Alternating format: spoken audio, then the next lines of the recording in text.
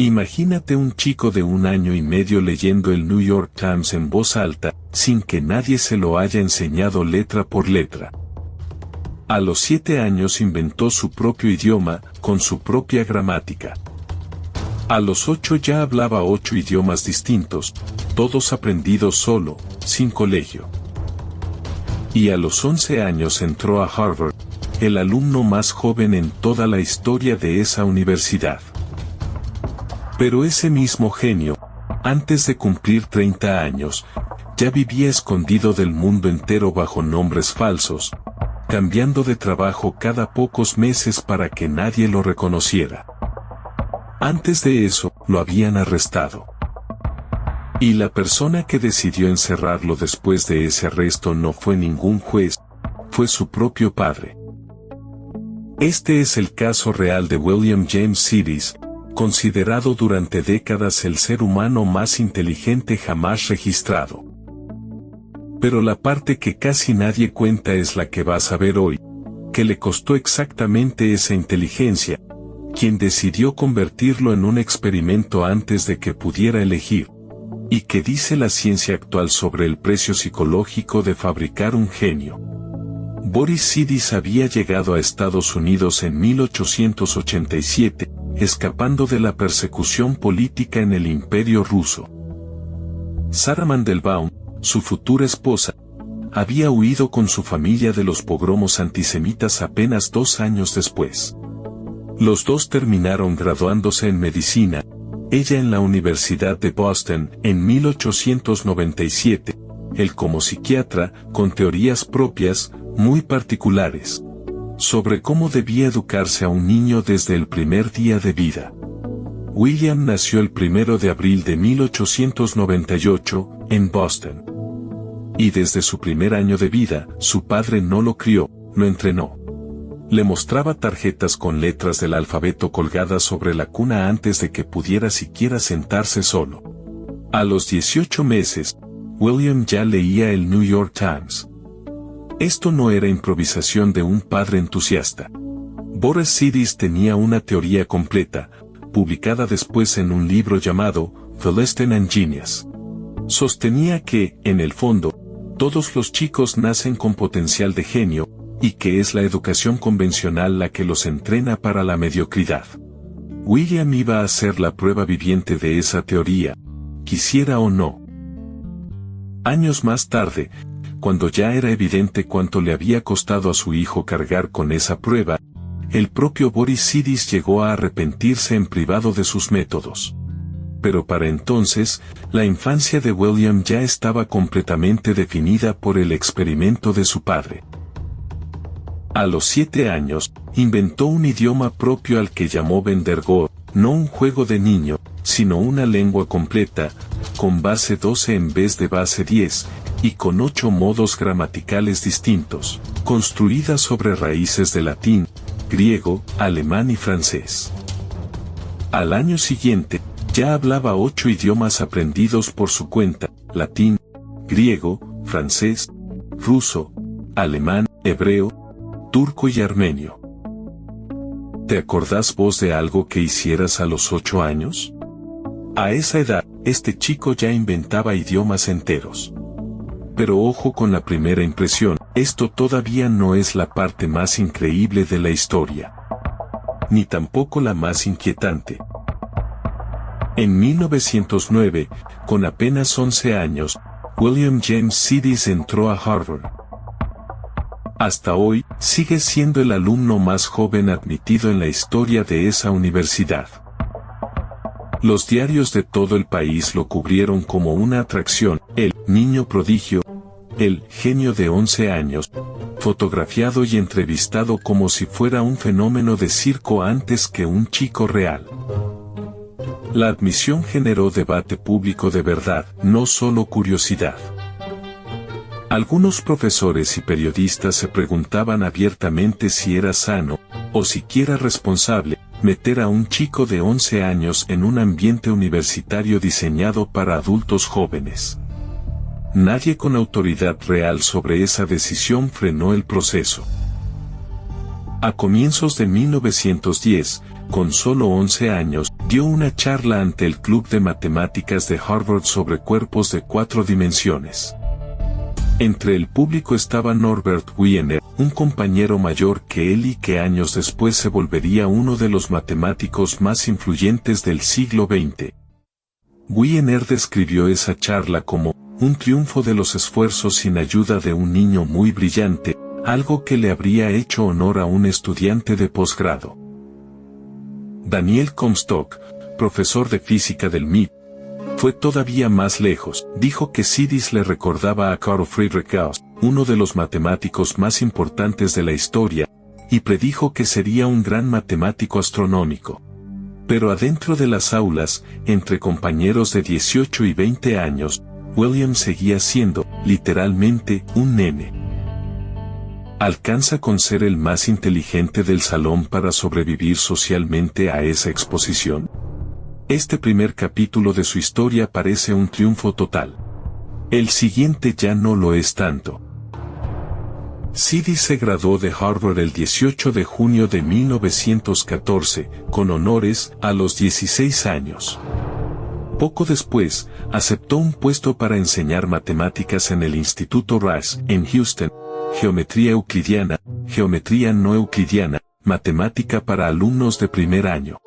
El problema fue que muchos de esos alumnos eran mayores que su propio profesor. Tenía 17 años, y aún así estaba a cargo de 3 materias completas: geometría euclidiana, geometría no euclidiana, y matemática para alumnos de primer año, para la que llegó a escribir su propio libro de texto en griego. Sus alumnos, casi todos mayores que él, se burlaban abiertamente de su aspecto infantil y de su forma de dar clase. Renunció antes de cumplir un año completo en el puesto y volvió a Nueva Inglaterra. Cuando después le preguntaron por qué se había ido, contestó con una frase que resume bastante bien esos 8 meses: nunca supe por qué me dieron el puesto. No soy muy buen profesor. No me fui, me pidieron que me fuera. Volvió a Harvard, esta vez a estudiar Derecho. Pero en 1919, en su último año, abandonó la carrera sin recibirse. Para ese momento, algo en Sidis ya se había quebrado. 10 años de ser observado como un experimento público lo habían dejado agotado de la fama que su propio padre había fabricado para él. Y lo peor de esa historia todavía no había pasado. El 1 de mayo de 1919, Sidis participó de una marcha socialista en Boston que terminó en disturbios violentos con la policía. Lo arrestaron ahí mismo. Bajo la ley de sedición de 1918, una ley usada en esos años para perseguir a activistas de izquierda, lo condenaron a 18 meses de prisión. Pero la cárcel, al final, no fue lo que le esperaba. Su padre intervino. Y no para liberarlo, para encerrarlo él mismo. Boris Sidis usó su autoridad como psiquiatra para internar a su propio hijo, primero un año entero en un sanatorio en New Hampshire, después otro año más en California, con la amenaza explícita de trasladarlo a un asilo psiquiátrico si no se reformaba. El mismo hombre que había convertido a su hijo en un experimento de precocidad, ahora decidía también cuando ese hijo estaba lo suficientemente curado para volver a ser libre. ¿Qué se supone que tenés que hacer cuando la persona que se supone te protege es la misma que te encierra? Cuando por fin recuperó su libertad real, Sidis tomó una decisión que definiría el resto de su vida: iba a desaparecer. Cambiaba de trabajo cada pocos meses. Cambiaba de nombre. Se empleaba en tareas menores, como operador de una máquina sumadora, muy lejos de cualquier cosa que recordara al niño prodigio de Harvard. Coleccionaba boletos de tranvía usados, un pasatiempo que él mismo defendía con seriedad en cartas y publicaciones propias. Editaba boletines de baja tirada bajo distintos seudónimos, sobre temas tan variados como los sistemas de transporte urbano o la historia de los pueblos originarios de Norteamérica. Nada de eso llevaba su nombre real. En 1925 publicó, esta vez sí con su nombre real, un libro serio de cosmología titulado The Animate and the Inanimate. En él planteaba algo audaz, que podían existir regiones del universo donde la segunda ley de la termodinámica, la que dice que el desorden siempre aumenta, funcionara al revés. El libro pasó prácticamente inadvertido. ¿Cuántas ideas serias puede tener una persona a la que ya nadie le presta atención, después de haberle prestado demasiada de golpe cuando era chico? Durante casi 2 décadas, Sidis logró más o menos lo que buscaba, vivir sin que nadie lo reconociera. Hasta que, en 1937, la revista The New Yorker lo encontró de nuevo. El escritor James Thurber publicó un perfil sobre él dentro de una serie llamada Where Are They Now?, ¿Dónde están ahora? El artículo lo describió viviendo en un cuarto humilde de una pensión en el South End de Boston, se burló abiertamente de su colección de boletos de tranvía, y reveló exactamente dónde trabajaba y cómo vivía, sin que él lo hubiera pedido ni autorizado. Todo lo que había construido para desaparecer, quedó expuesto de nuevo en una sola nota. Sidis demandó a la editorial del New Yorker, la Ford Publishing Corporation, por invasión a su privacidad. El caso llegó hasta el segundo circuito de apelaciones de Estados Unidos, en 1940. Y ahí perdió el reclamo principal. La corte dictaminó que, por haber sido famoso de chico, seguía siendo una figura pública, y que la prensa tenía derecho a informar sobre él aunque él no quisiera. El juez que firmó el fallo llegó a escribir que sentía simpatía personal por Sidis, pero falló en su contra igual. Sidis sí logró un acuerdo económico de $3,000 por las partes del artículo que eran directamente inexactas, no solo invasivas. El caso quedó registrado como uno de los precedentes reales más citados sobre los límites del derecho a la privacidad frente a la libertad de prensa en Estados Unidos. ¿Hasta qué edad tiene que durar la fama de haber sido, una vez, un niño famoso? William James Sidis murió el 17 de julio de 1944, en Boston, de una hemorragia cerebral. Tenía 46 años. Su propio padre, Boris, había muerto exactamente de la misma causa, 21 años antes, a los 56. Después de su muerte, su hermana Elena afirmó públicamente que su coeficiente intelectual había sido el más alto jamás registrado, entre 250 y 300 puntos, y que hablaba unos 25 idiomas. Ninguna de esas dos cifras está respaldada por ningún test documentado, no existe ningún registro real de que a Sidis se le haya tomado jamás una prueba formal de inteligencia.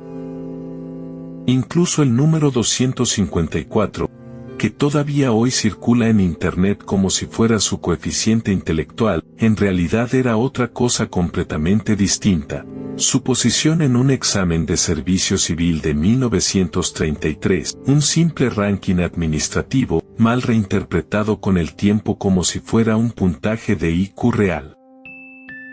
La ciencia actual sobre el desarrollo de niños con altas capacidades ya no se pregunta solamente cuánto puede rendir un cerebro precoz, sino qué le pasa alrededor mientras eso ocurre, si tiene infancia, si tiene vínculos con pares de su edad, si puede elegir algo de su propio camino. El caso de Sidis se sigue usando, hoy, como ejemplo de lo que pasa cuando esa parte se descuida por completo. William James Sidis no fracasó por falta de inteligencia. Tuvo, probablemente, una de las mentes más rápidas de su generación. Lo que no tuvo, nunca, fue la posibilidad de elegir para qué usarla, ni de decidir cuánta gente tenía derecho a mirarlo mientras crecía. ¿Vos qué pensás? Si a Sidis lo hubieran dejado simplemente ser un chico común,